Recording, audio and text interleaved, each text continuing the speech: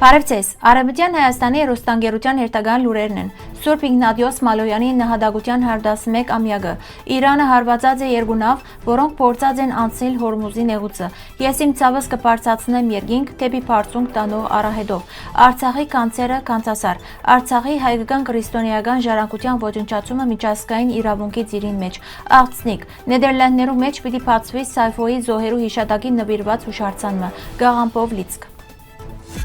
2026 թվականի հունիս 11-ին կլրանա հայ կաթողիկե եկեղեցու նշանավոր սուրբերեն եւ հայրուց ցեղասպանության նահատակներեն մեկուն Սուրբ Իգնատիոս Մալոյանի նահատակության 111 ամյակը։ Մարտինի առաջորդ Իգնատիոս Մալոյան դակավին 1907 թվականին իր նամակներեն մեկուն մեջ մարգարեական մտահոգություն հայտնածեր Օսմանյան գայսրության մեջ խորացող ճգնաժամին եւ հայ ժողովրդին սպառնացող վտանգներուն մասին գրելով. Շատ եւ շատ կվախնամ։ Եգիպտոսի մեջ ծառայող երիտասարդ վարդապետը կհատկանշվեր իր նվիրվածությամբ եւ գազագերբչական կարողություններով։ Սակայն ան պատմության մեջ մնաց ոչ միայն որպես եկեղեցական գործիչ, այլև որպես հավատքի, արիության եւ ազգային արժանապատվության խորհրդանիշ։ 1915-ի հունիսին, երբ սկսան հայրու զանգվածային ձերբակալություններն ու դեղահանությունները, արդեն arczepiskopos Մալոյան հրաժարեցավ ուրանալ իր հավատքը, մնաց իր հոդին գողքին եւ հունիս 11-ին կնդագահարվեցավ, դառնալով հայրու ցեղասպանության ամենափայլուն նահատակներեն մեկը։ Անոր 1907 թվականի նամակը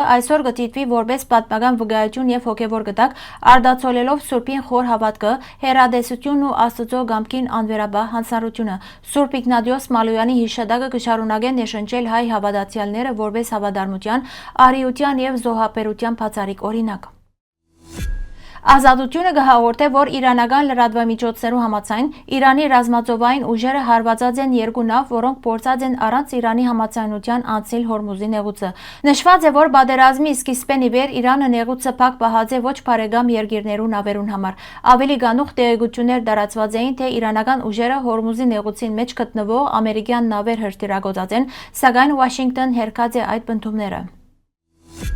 Արցախցի գրող, լրագրող, հրապարակախոս եւ ազատամարտիկ Արիս Արսենին, Արիս Գրիգորյան, ծնած է Մարտակերտի շրջանի Գոջողոտ գյուղին մեջ։ Իր բազմամյա գործունեության ընթացքին անհանդես եկած է որպես բանաստեղծ, արձակագիր, մանկագիր, երգիծապան եւ խմբագիր, նշանակալի ներդրում ունենալով Արցախի մշակութային եւ դեղեկատվական կյանքին մեջ։ Ավարտելով Ստեփանագերդի պետական մանկավարժական հիմնարկի լեզվակրական բաժինը, երկար տարիներ գործած է լրագրության բնակավարին մեջ։ Խմբագրած է Չրապերտ, Նոր Շահումյան, Կոմունիստ եւ այլ թերթեր, աշխատած է Արցախի հերադեսիլին եւ Արցախ հանդեսին մեջ։ Անոր հեղինակությամբ լույս տեսած են 25 գիրքեր, որոնց հիմնական նյութերն են հայրենի հողը, պատերազմը եւ հերոսացած զինվորներու հիշատակը։ 1993-1994 թվականներուն մասնակցած է Արցախի ազատամարտին, ապա ծառայած բանակային մարտիկ տերտի խմբագրության մեջ որպես զինվորական լրագրող։ Ան առանձնահատուկ կարոտով կհիշե իր ծննդավայր Գոջողոտը, որ հայտնի է իր հարուստ պատմությամբ, խաչքարերով, սրբավայրերով եւ նշանավոր զավակներով։ Անոր համար գյուղը հայկական բազմաթարյան ներկայության կենթանի վկայություն մնե։ 2020-ի պատերազմը եւ 2023-ի բռնի դիահանումը ծանր հետ սկած են անոր ընտանիքին վրա։ Պատերազմին ընթացքին վիրավորված է անոր որդին, իսկ ընտանիքը հազարավոր արցախահայերու նման զրկված է հայրենի դունեն եւ դարիներու ընթացքին գուտակված արժեքներեն։ Ամենամեծ կորուստը ըստ իրեն հայրենիքի մեջ մնացած շուրջ 45 տարվան քրական եւ պատմական արխիվն է։ Այսօր Արիս Արսենին գաբրի Հայաստանի մեջ շարունակելով ստեղծագործել եւ պահպանել Արցախի հիշողությունը։ Հակառակ դժվարություններուն անգհավատա, որ Արցախահայությունը պիտի կարենա հիմքեր ստեղծել հայրենիքի վերածնունդին համար։ Անոր կյանքն ու գործունեությունը կվկայեն հայրենիքի հանդեպ սիրո եւ մշակութային ժառանգության պահպանման ուժին մասին։ Կանցասարի վանական համալիրը կտվակրվի 10-րդ տարով։ Անունը ստացած է այն փլուրեն, որուն ընթերքին մեջ կան արձատի եւ այլ մեդալներու հանքեր։ Թարեր շարունակ Կանցասարը եղած է Խաչանի իշխաններու առաջորդարան ու դոհմական թամբարանը։ Հասան Ջալալյան իշխանական դան հոգածությամբ ան պահպանած է իր տերը որպես հոգևոր, կրթական եւ մշակութային կենտրոն։ Վանքը ունեցած է հարուստ սերակրադուն եւ դպրանոց, ուր ստեղծված են արժեքավոր ծերակիրներ եւ գրթված բազմաթիվ հոգևորականներ եւ մտավորականներ։ Մինչև այսօր պահպանված են համալիրի գլխավոր կառույցները, տաճարն ու քավիթը։ Կանցասարը հատկապես կդպավորե իր հարուստ ճարտարապետական ու քանդակագործական հարդարանքով։ Առանձնահատուկ ուշադրություն կգրավե 16 նիստանի թմբուկը։ Քավիթի արևմտյան ճակատին կենտրոնը կկազմի բարձր վարպետությամբ կերտված շքամուտքը։ 1923 թվականին ետք, երբ Արցախը բռնակցվեցավ Ադրբեջանին, Քանձասարը երկար տարիներ չգործեց։ Արցախի ազատամարտի տարիներում վանքը դարձավ հակառակորդի հիմնական թիրախներեն մեկը։ Մինչ օրս անոր բادرուն վրա տեսանելի են ռմբակոծություններու հետքերը, իսկ տարածքին մեջ պահպանված է նաև թեպի վանք արձակված, սակայն չպայթած արկմը։ Վանական համալիրը նորոգվեցավ 1993-ին 1997 թվականներուն, իսկ 2000-ականներուն վերականգնողական աշխատանքներ իրականացվեցան Պարերար Լևոն Հայրաբեդյանի աջակցությամբ։ 2020 թվականին ի վեր Արցախի հայկական մշակութային եւ քրիստոնեական ժառանգությունը լուրջ վտանգի տակ է։ Միջազգային եւ մասնակետական կառույցներու դեղեցություններուն համաձայն Ադրբեջանի վերահսկողության տակ անցած տարածքներուն մեջ վնասված կամ ոչնչացված են եկեղեցիներ, վանքեր, խաչքարեր, պատմական գերեզմանատուներ եւ այլ մշակութային արժեքներ։ Այս գործընթացը հատկապես հասկացավ 2023 թվականի սեպտեմբերին տեղի ունեցած իրադարձություններեն եւ Արցախի հայաթափումեն ետք։ Արցախի տարածքին արձանագրված էին ավելի քան 5600 պատմամշակութային հուշարձաններ, որոնց զգալի մասը հայկական քրիստոնեական ժառանգություն է։ Այս արժեքներու ոչնչացումը միայն նյութական գորուստ չէ, այլ նաև հարված պատմական հիշողության, ազգային ինքնության եւ մշակութային շարունակականության։ Հատկապես մտահոգիչ են խաչքարերու, եկեղեցիներու եւ սրբավայրերու դիդումնավոր վնասումն ու ոչնչացումը։ Միջազգային իրավունքի համաձայն նման գործողությունները կհագասեն շարք միջազգային համաձայնագիրներու թրույթներուն։ Միջազգային պաշտպանության տակ գտնվող հայկական խաչքարային արվեստի եւ այլ մշակութային արժեքներու դիդումնավոր ոչնչացումը որոշ պարականերու գրնա գնահատվել որպես պատերազմական հանցագործություն։ Արցախի հայկական հոգևոր եւ մշակութային ժառանգության պահպանությունը այսօր կմնա միջազգային հանրության ուշադրության կարևոր հարցերեն մեկը։ Մասնակիցներու կարծիքով անոր պաշտպանությունը ոչ միայն պատմական արդարության, այլ նաեւ դարաշրջանին մեջ տևական խաղաղության եւ հաշտեցման կարևոր նախապայման մնե։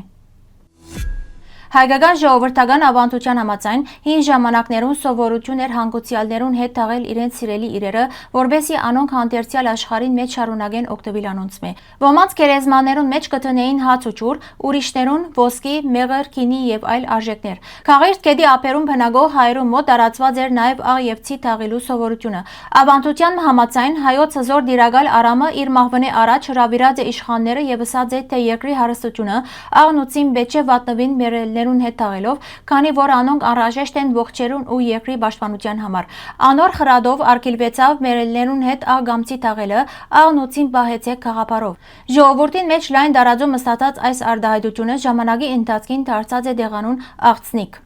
Աղցիկը մեծ հայքի կարևոր նահանգներեն մեկն էր, ուր կգտնվեր նաև հին Հայաստանի նշանավոր քաղաքներեն Տիգրանագերդը։ Հունիս 14-ին Նեդերլանդներու Քլանե քաղաքին մեջ գտնվող ասորական ուղղափառ Սուրբ Եփրեմ վանքին մեջ տեղի պիտի ունենա 1915 թվականի ասորիներու ցեղասպանության Սայֆոյի 111-րդ տարելիցին նվիրված հուշարձանի պաշտոնական բացումը։ Սայֆո Սուր անունը դրված է Օսմանյան կայսրության մեջ 1915 թվականին իրականացված ասորիներու զանգվածային կոտորածներուն։ Ըստ ուսումնասիրություններու այդ տարիներուն շուրջ 300,000 ասորի զոհված է, իսկ մոտ 200,000-ը ենթարկված է բռնի դեղանության եւ զրկված իր ինքնութենեն։ Ամեն տարի հունիս 15-ին աշխարհի դարբեր երկիրներու ասորական համայնքները գոկեգոճեն Սայֆոհի զոհերու հիշատակը։ Այս տարվան կարևոր նախաձեռնություններն մեկը կհանդիսանա Քլանեի Սուրբ Եփրեմ վանքին մեջ նոր հուշահամալիրի բացումը, որ նպատակ ունի հավերժացնելու զոհերու հիշատակը եւ փոխանցելու անոնց պատմությունը գալիք սերունդներուն։ Վանքին հաղորդակցության համաձայն ցերնարկը պիտի սկսի հանդիսավոր աղոթքով, ապա պիտի կայանան հիշատակի արարողություններ, հոգեվոր երկեցողություն, ելույթներ, հուշարձանի բացում, ծաղկեպսակներու զետեղում եւ մեկ վարգյան լրություն։ Գազམ་ագերբիչներուն համաձայն հուշարձանը պիտի դառնա հիշողության, ճանաչման եւ հարկանքի մնային խորհրդանիշը նվիրված Սայֆոյի նահատակներուն, որոնց հիշատակը կշարունակե ապրիլ ասորի ժողովրդի հավաքական հիշողության մեջ։ Գաամպով Լիցկը հայկական խոհանոցի ամենասիրված ավանդական ուտեստներեն մեկն է։ Եթե խաղողի դերևով դոլման կբնորոշվի իր նուրբ եւ թեթև համով, ապա գաամպով դոլման ավելի հագեցուցիչ, չերմ եւ դնային մթնոլորտ հուշող ճաշմն է։ Երկար եփելու ընթացքին գաամպի դերևները կփափկին եւ կներծծեն միսի ու համեմունքներու փույն ու համը, ստեղծելով հարուստ եւ ներտաշնակ համային ամբողջություն։ Հայկական խոհանոցին մեջ այս ճաշը հատկապես սիրված է ցուրտ եղանակներուն, երբ անհրաժեշտ են դակ, սննդարար եւ հագեցուցիչ ուտեստներ։ Անիկա շատերու համար կխորհրդանշե ընտանեկան հավաքներն ու հայկական ավանդական հյուրընկալությունը։ Գաամպով Լիցկը կվկայի հայկական խոհանոցին բազմազանության մասին, նույն գաղափարը ներկայացնելով տարբեր համային երանգներով եւ պատրաստության ձևերով։ Հարգելի հայրենագիտներ, այսօրվան համար այսքան էինք նախատեսած։ Շնորհակալություն ձեր ուշադրության համար։ Լավ մնացեք։